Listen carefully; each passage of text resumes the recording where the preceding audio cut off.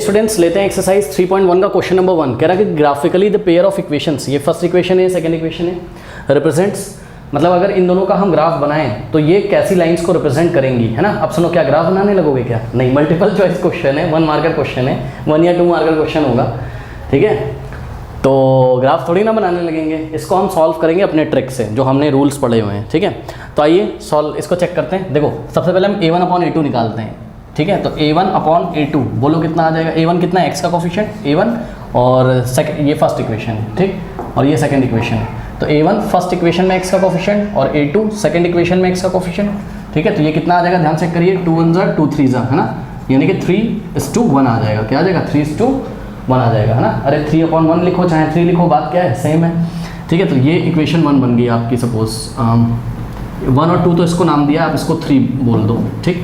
फिर हम निकालेंगे क्या? b1/b2 is equals to, b1 कितना है? ध्यान से चेक करिए, y का कोफिशिएंट क्या है? -3, ठीक है। और यहाँ y का कोफिशिएंट क्या है? -1। साइन का ध्यान रखें प्लीज़, यहाँ y का कोफिशिएंट -3 और यहाँ y का कोफिशिएंट माइनस केवल लगाए तो 1 हम अपने मन से सोच सकते हैं, ठीक है।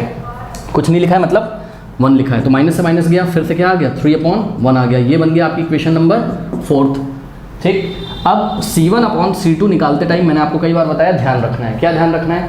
या तो दोनों कांस्टेंट, जो ये c जहाँ पे x और y नहीं होता है, या तो ये दोनों 0 के लेफ्ट में हो, या तो दोनों 0 के राइट में हो। तो दोनों अभी 0 के लेफ्ट में, ये +10 है, ये +9 है, ठीक है। तो 10/9, हाँ, क्या ये कैंसिल हो रहा है किसी नंबर से? नहीं हो रहा है, ठीक है। तो दिस इज इक्वेशन नंबर 5। तो ध्यान से ज़रा चेक करिए students, from equation 3, 4th and 5th, from equation 3, 4th and 5th, 3, 4th, 5th से आप क्या देखते हो कि a1/a2 तो 3/1 है, b1/b2 भी 3/1 है, यानी कि a1/a2 तो इक्वल है किसके?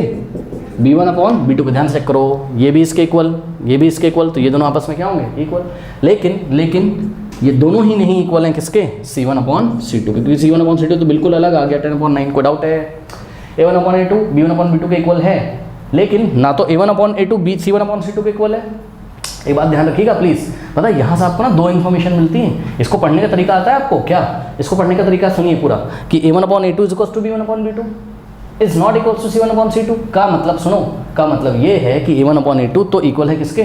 b1/b2 के, लेकिन ना ही a1/a2 c1/c2 के इक्वल है, मतलब a1/a2 is not equals to c1/c2, and ना ही b1/b2 is equal to c1/c2, मतलब b1/b2 is also not equals to c1/c2। ये मतलब है इसका। कोई डाउट है?